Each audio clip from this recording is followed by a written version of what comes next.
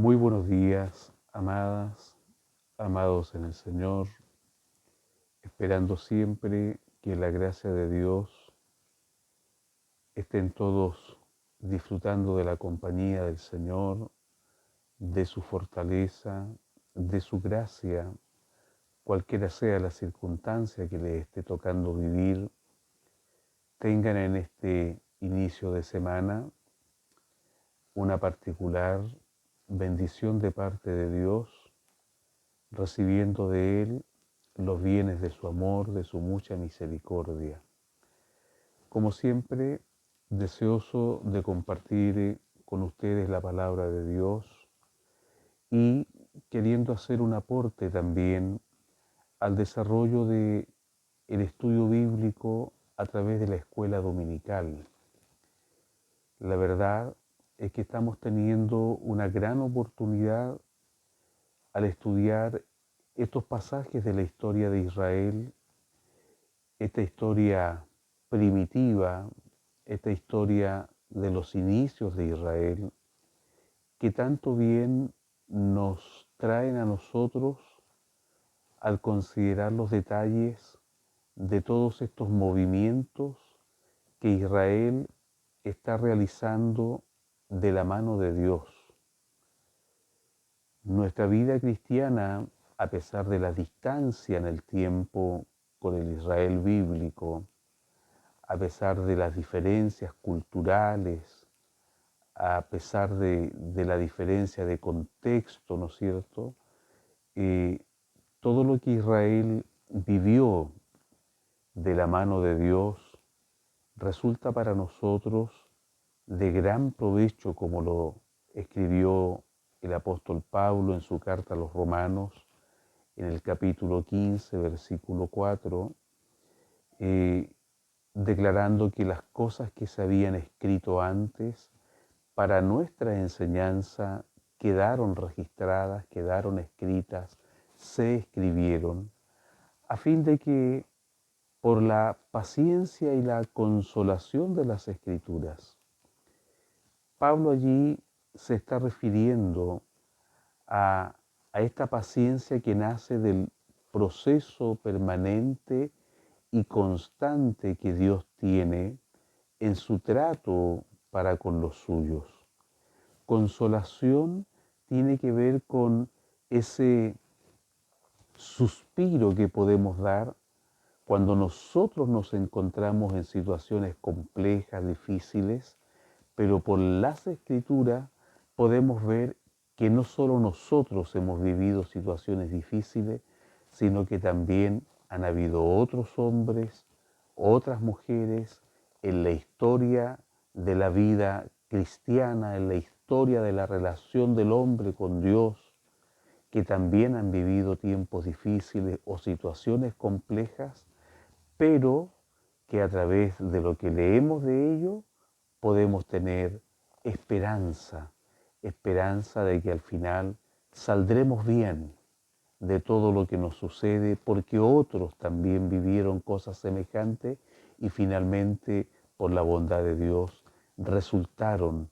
en beneficio, llegaron finalmente al destino del propósito divino.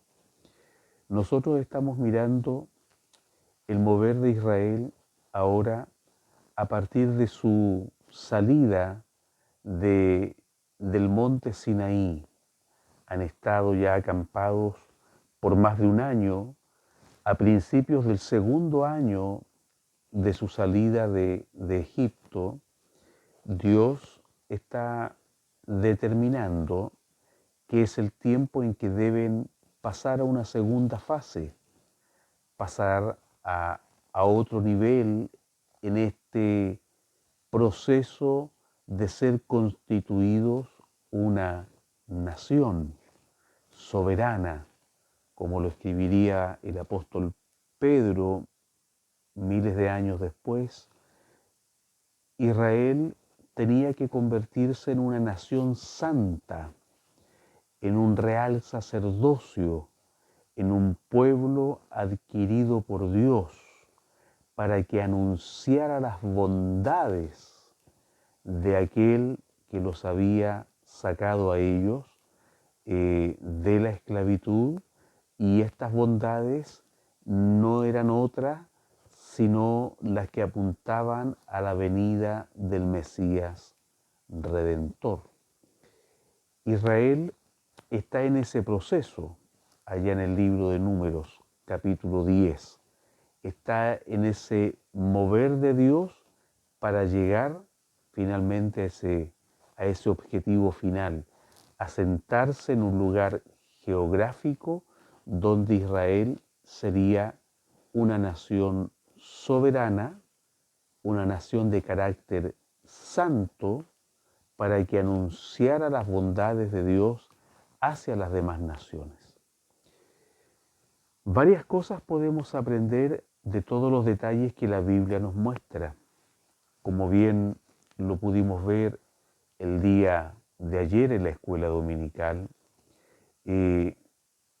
Israel se va a mover en la dirección correcta toda vez que respete el orden que Dios ha determinado para ese movimiento.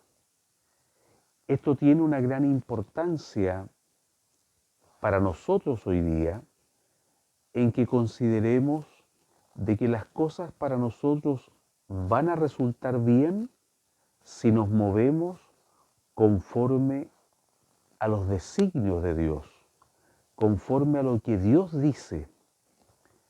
Ahora, eso llevado a la práctica nuestra tiene sus matices, porque es difícil moverse conforme a las ordenanzas de Dios. A usted le cuesta moverse conforme a lo que Dios dice. A mí también. No es fácil avanzar en la vida cristiana dejándose guiar por otro, porque tenemos una batalla interna, tenemos una lucha permanente contra nuestra naturaleza pecaminosa, contra ese ser interior que se opone a la voluntad de Dios, contra esa naturaleza terrenal, humana, carnal, que nos arrastra o nos empuja hacia una independencia, nos arrastra, nos empuja a sentirnos soberanos de nosotros mismos, constructores de nuestro propio destino. Todos los cristianos luchamos contra eso.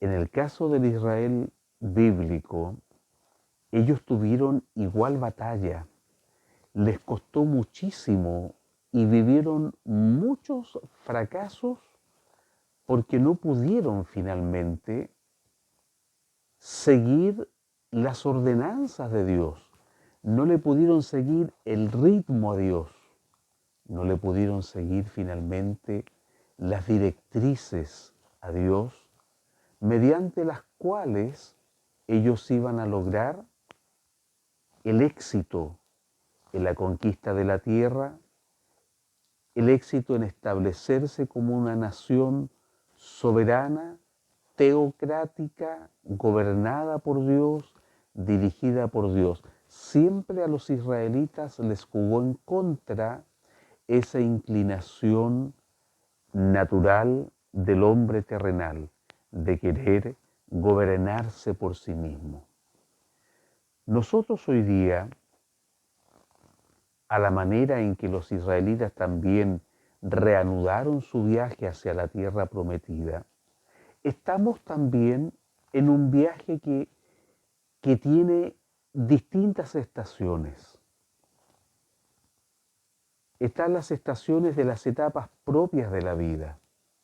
Tenemos que crecer, tenemos que madurar, tenemos que tratar de avanzar en conocer mejor la voluntad de Dios, y los años nos van capacitando poco a poco para ir creciendo en esto de ser cada vez más sumisos a los métodos divinos.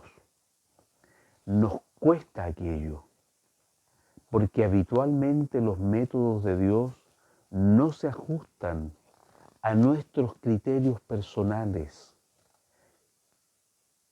Queremos todos hacer la voluntad de Dios. Queremos todos caminar conforme a lo que Dios ha dicho.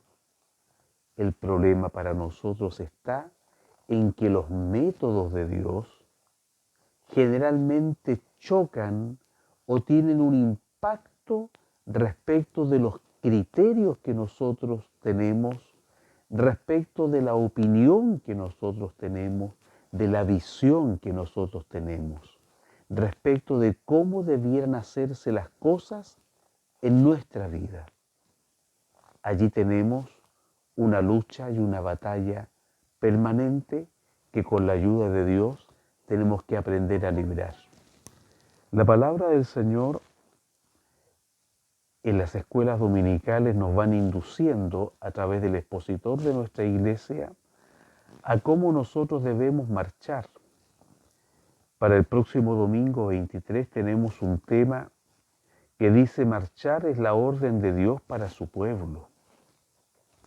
Allí vamos a encontrar un episodio que ocurre un poco más atrás en esta historia primitiva, que es cuando el pueblo de Israel, ya salido de Egipto, se encuentra con este primer gran obstáculo en la ruta, el Mar Rojo, y detrás de ellos el ejército de Faraón. ¿Qué hacer? ¿Para dónde ir? ¿Cuál es la dirección correcta? Tratemos de ponernos un poco en los zapatos o en las sandalias de este pueblo. Tratemos de colocarnos en el corazón de Moisés, que se encuentra absolutamente abrumado por una realidad que aparentemente no tiene solución. Delante está el mar, detrás de él un ejército que viene con el propósito de destruirlos, tal vez en el mejor de los casos volver a tomarlos prisioneros, volver a esclavizarlos. Y por otra parte, hacia los costados no hay más que desierto, un campo abierto, probablemente una gran llanura, donde nadie se puede esconder. Por otra parte, los israelitas carecen de armamento y no son un grupo de personas que se haya entrenado para la guerra. No olvidemos que son esclavos, son personas que por varias generaciones estuvieron sometidas a la esclavitud, de tal manera que tienen una mentalidad de esclavos, no conocen otra cosa que el sometimiento y no tienen unas capacidades desarrolladas para lograr por sí mismos mantenerse en libertad. ¿Qué hacer frente a tales dificultades? Tal vez usted, lo mismo que yo, en distintas etapas de la vida, se ha encontrado o se encuentra hoy día en una situación similar, mirando hacia todas partes, sin saber qué hacer. ¿Cuál es el camino? ¿Cuál es la alternativa real? Moisés se puso a hacer lo que cualquiera de nosotros naturalmente también haría: orar, clamar a Dios. Si bien la palabra del Señor en muchos pasajes nos dice que la oración es una práctica fundamental en la vida del cristiano, clama a mí, yo te responderé, orad sin cesar. La palabra del Señor nos manda a hacer oraciones, a interceder, a orar constantemente, a velar y orar. pero ciertamente por la experiencia de Moisés frente al Mar Rojo, aprendemos que a veces orar no es precisamente lo mejor en determinadas circunstancias de la vida. Hay ocasiones en las que la oración tiene que ser reemplazada por la acción. Es decir, hay momentos difíciles de nuestra vida en la que orar no nos sirve de nada, porque lo que tenemos que hacer es tomar decisiones. Y tomar decisiones también es un proceso difícil, porque dentro de nosotros hay algo invisible que parece actuar en forma automática, de tal manera que cuando tenemos que tomar decisiones, ese algo comienza a hacer cálculos. ¿Qué consecuencias traerán nuestras decisiones? ¿Nos conviene o no nos conviene? ¿Cuánto puedo ganar si decido de una forma o de otra? ¿Cuánto puedo perder si decido de una manera o de otra manera?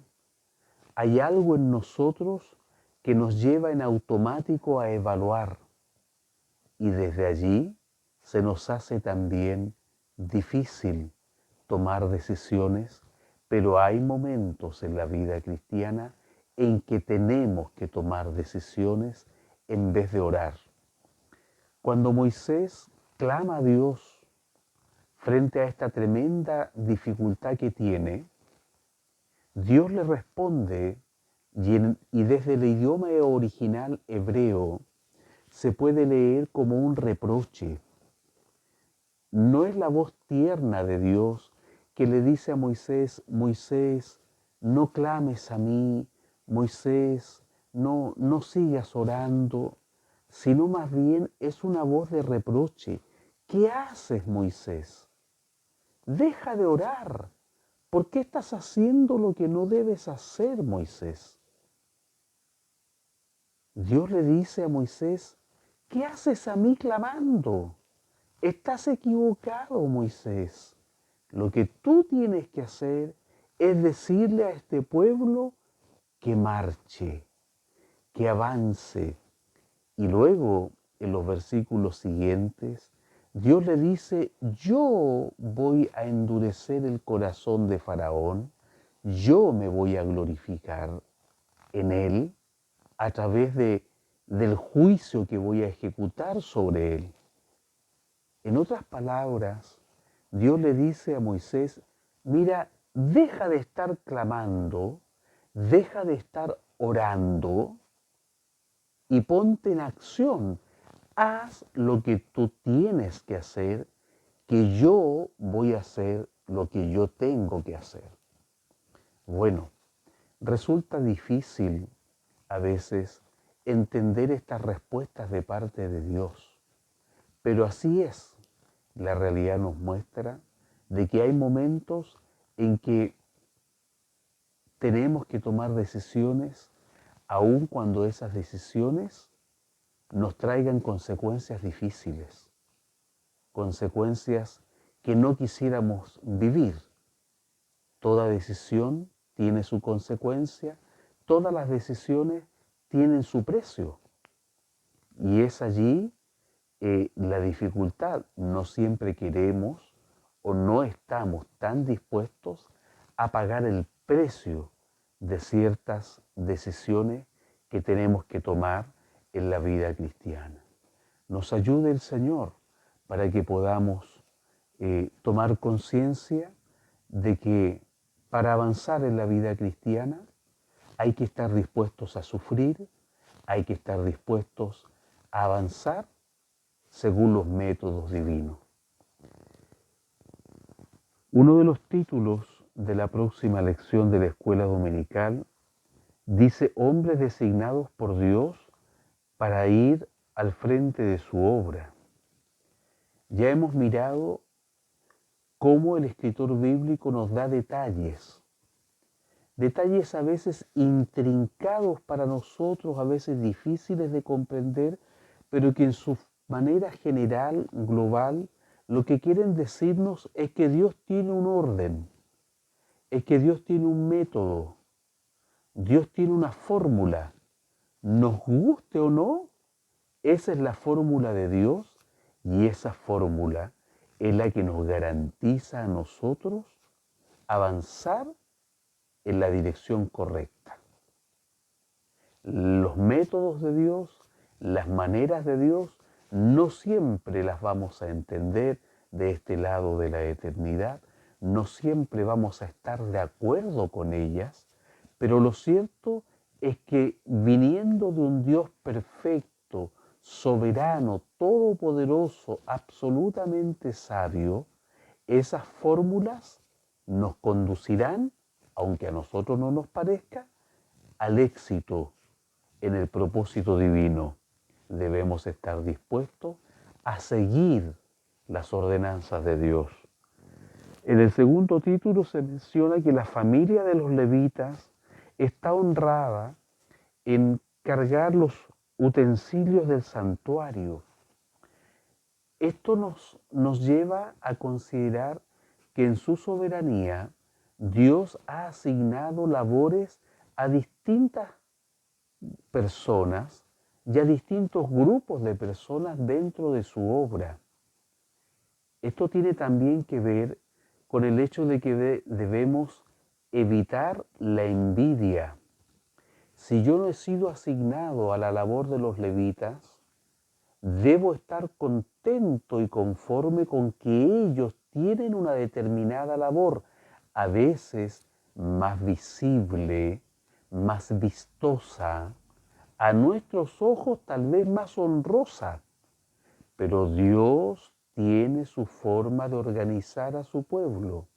Dios tiene sus maneras, Dios tiene sus métodos y Dios coloca a cada uno en el lugar que Él soberanamente ha determinado y es un lugar honroso, aunque a nosotros no nos parezca a primera vista así. El problema, la dificultad está en que nosotros evaluamos según nuestros criterios y a veces creemos que los ministerios más visibles, comillas, más populares, son los más bendecidos por Dios, en desmedro de aquellas labores que son más anónimas, menos visibles, menos vistosas, menos consideradas, menos populares. Esos son nuestros parámetros humanos, pero a los ojos de Dios, toda labor que se desarrolla en la iglesia tiene un valor particular, especial y será en su momento también una labor bendecida por Dios, será una labor también gratificada por Dios. Esto es importante que lo consideremos dentro del contexto de la iglesia. El tercer título de la próxima escuela dominical dice: las tribus debían marchar sometiéndose al orden que Dios les asignó. Esto también tiene que ver con esto de los criterios que nosotros tenemos a la hora de pretender desarrollar la vida cristiana y la vida de iglesia. Dios tiene un orden que Dios ha puesto para el funcionamiento de su obra y ese orden debe ser respetado aun cuando a nosotros no nos guste.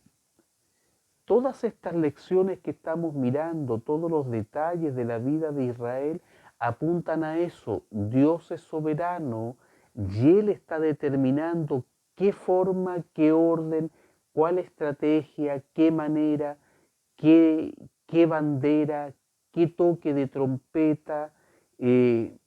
Dios está determinando qué día y nosotros tenemos que ser capaces de someternos a ese orden, porque aunque no nos parezca, aunque no nos guste, Ese es el orden que nos va a conducir a una vida cristiana victoriosa. Dios nos bendiga. Yo espero que con estas reflexiones tan sencillas, nada rebuscadas, usted pueda tener una inspiración correcta a la hora de mirar el desarrollo de la escuela dominical.